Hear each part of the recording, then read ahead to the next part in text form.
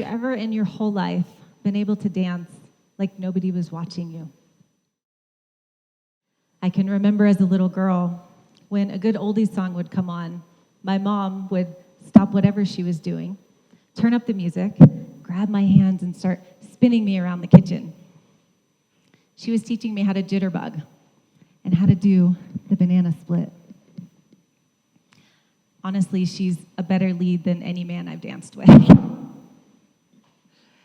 Still to this day, it brings me so much joy. I get her to jitterbug. I ask her to jitterbug with me any chance that I get.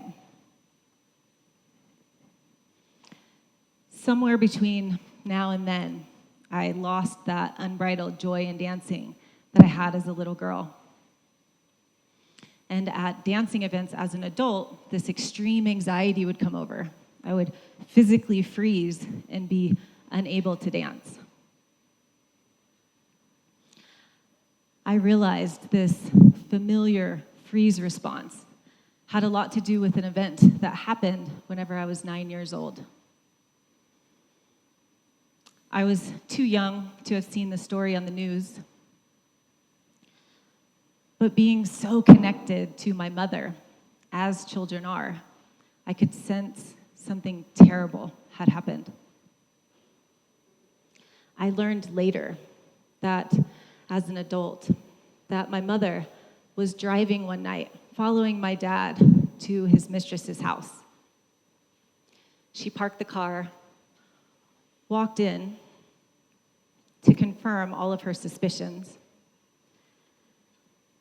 The mistress holds a .22 gun at my mother and pulls the trigger.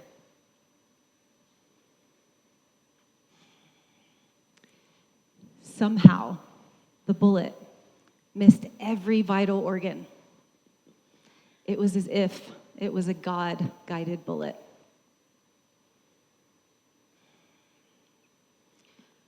Which is why my mom is alive and well and able to dance with me today. How this trauma played out for me as an adult was extremely dramatic. At any perceived threat of another woman in my marriage, this extreme anxiety would come over. I would become overwhelmed and feel as if catastrophe was coming. I would go into this deep freeze response, which for me looked like being in a fetal position, unable to move or speak, with anxiety and terror flooding my system. With unresolved trauma, we play out these old patterns to resolve them, and we choose what's familiar because it feels safe. I did this exact thing in my 30s, living with a man with no trust or feelings of safety, which kept me in survival mode. When we moved to Hawaii, I felt like I had 0% energy. I was highly anxious, bloated all the time, sleeping 12 hours a night. This was the start of a 3.5-year gut healing journey for me. I took all the tests. I had severe adrenal dysfunction. My gut and my hormones were a wreck. I had intense bouts of lower back pain. And during this time, my hip flexor strained over 30 times. Despite a daily yoga and meditation practice, I was still highly anxious and tense.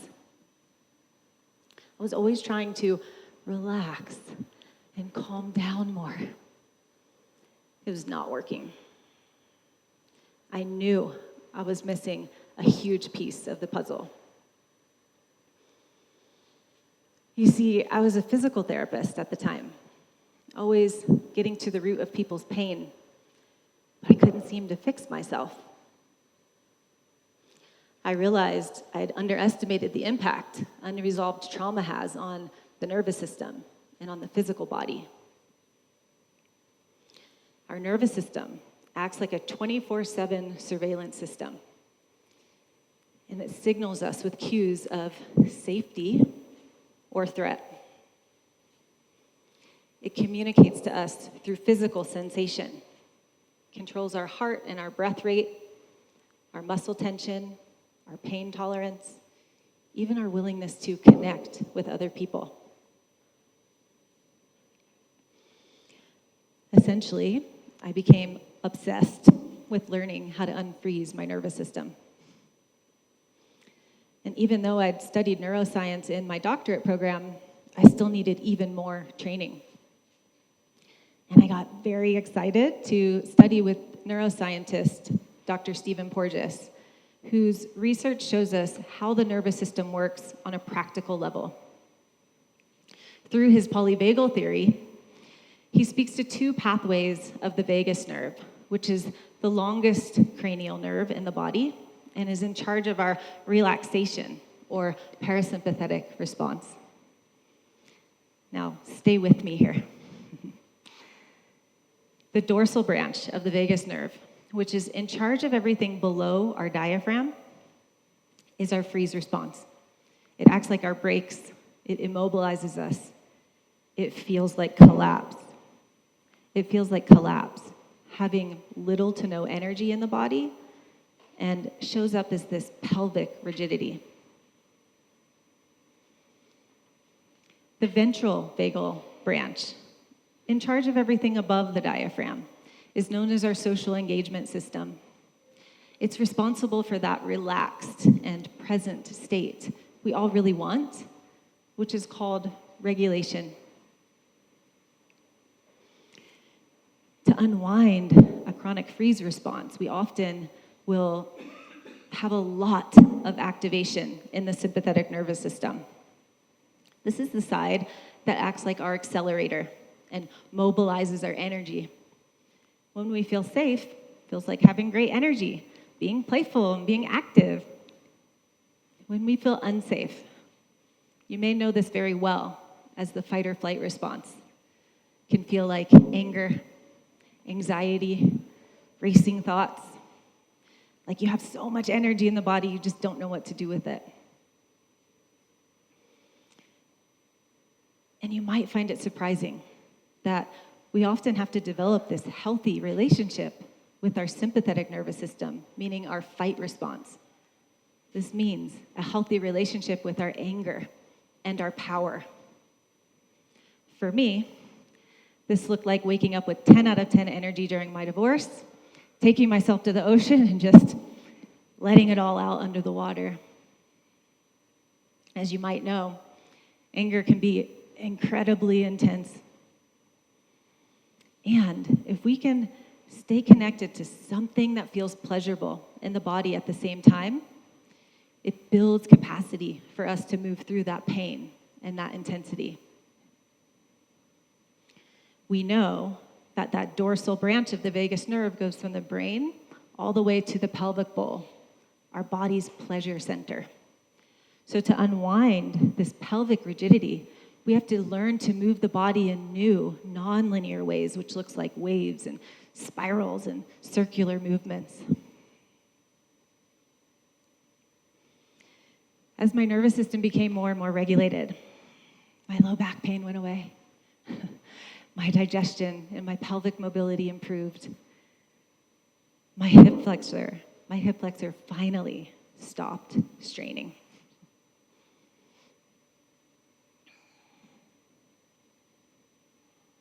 The CDC says 1 in 6 adults experience 4 or more adverse childhood experiences or significant traumas.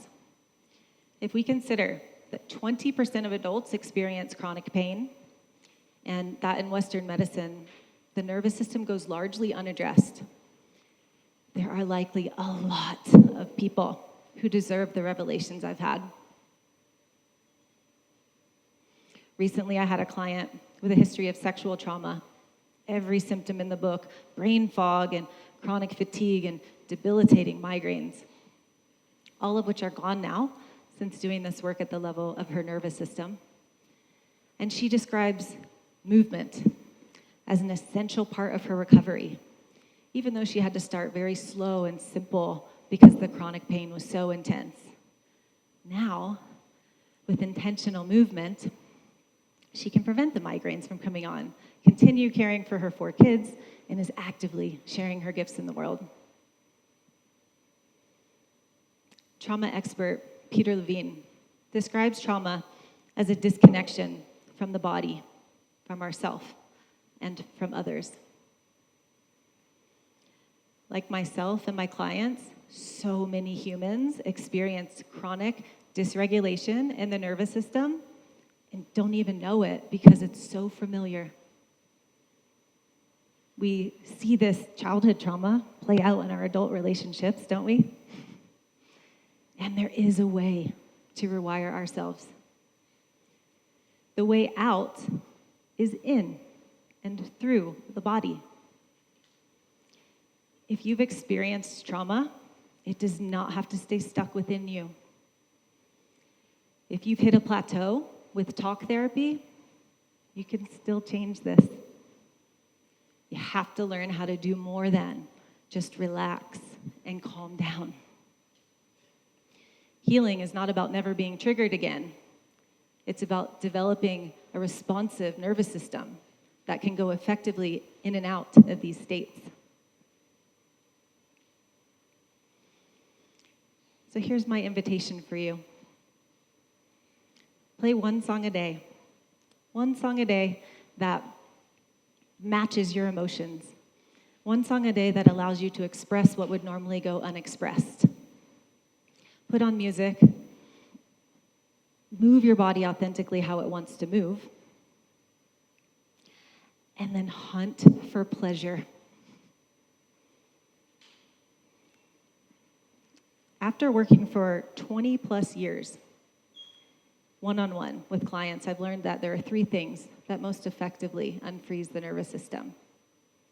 And they are emotional release, movement, and connection. The first is emotional release. The state of our nervous system determines our feelings and our behaviors. Repressed emotion is energy that gets stuck in and needs to move through the body. I'm reminded of this client, couldn't move her shoulder past about here as she worked through her old anger and then her grief. We watched her shoulder gain full mobility. I'd never seen anything like it. You can learn to self-regulate using your movements and your sounds and your breath to express outwardly what you feel on the inside. This might look like screaming under the ocean like me. Maybe it's in the car. It can look like shaking. It can even look really playful. The second is movement. It's part of emotional release, step 1, but we need to intentionally move on a daily basis to regulate the nervous system. We can unwind that pelvic rigidity by moving in these waves and circles and spirals. We can find pleasure through movement and build confidence in the body again. One thing is certain, on the other side of your anger, it will be your power. You have to use your body to get there. Now the third and most important step is connection. Look at how many people experienced anxiety and depression because of so much isolation during the 2020 pandemic. This can help us understand how vital connecting with others is to regulating the nervous system. Through these social nervous systems, we all need eye contact and physical touch and connection. Our capacity to express our full emotional range as humans is directly connected to a healthy nervous system.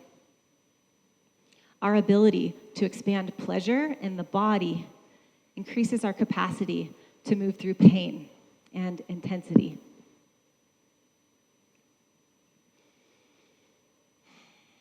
When you learn to regularly release emotions through movement and intentionally connect with others, your energy will inevitably free up.